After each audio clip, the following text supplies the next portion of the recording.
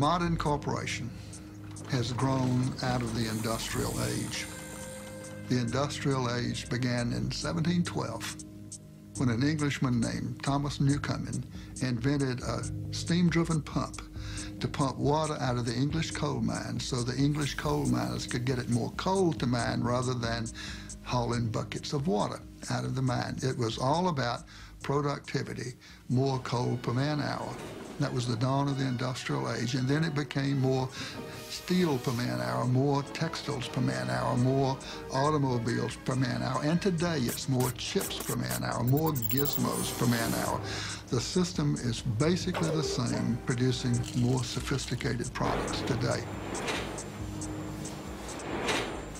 The dominant role of corporations in our lives is essentially a product of roughly the past century.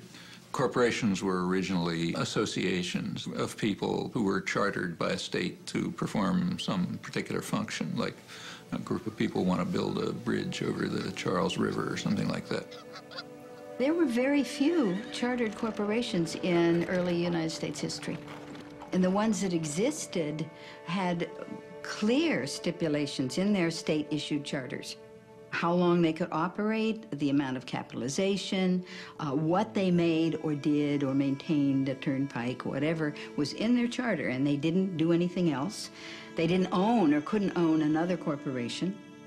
Their shareholders were liable, and so on. In both the law and the culture, the corporation was considered a subordinate entity that was a gift from the people in order to serve the public good. So you have that history, and we shouldn't be misled by it. It's not as if those were the halcyon days when all corporations served the public trust, but there's a lot to learn from that.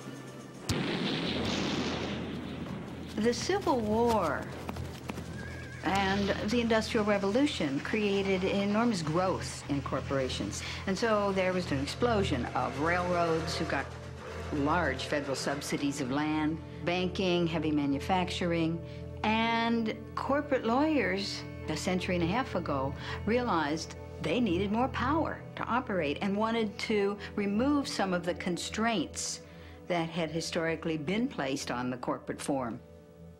The 14th Amendment was passed at the end of the Civil War to give equal rights to black people. And therefore, it said no state can deprive any person of life, liberty, or property without due process of law. And that was intended to prevent the states from taking away life, liberty, or property from black people, as they had done for so much of our history. And what happens is the corporations come into court, and corporation lawyers are very clever, and they say, oh, you can't deprive a person of life, liberty, or property. We are a person. A corporation is a person. And the Supreme Court goes along with that. And what was particularly grotesque about this was that the 14th Amendment was passed to protect newly freed slaves. So, for instance, between 1890 and 1910, there were 307 cases brought before the court under the 14th Amendment.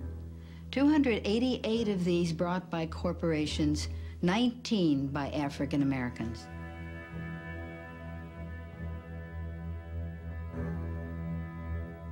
$600,000 people were killed to get rights for people.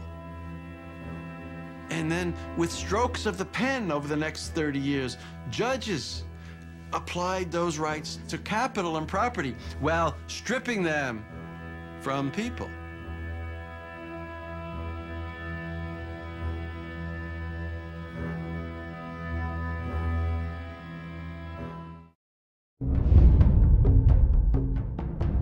Canada's most popular documentary, The Corporation, now on DVD.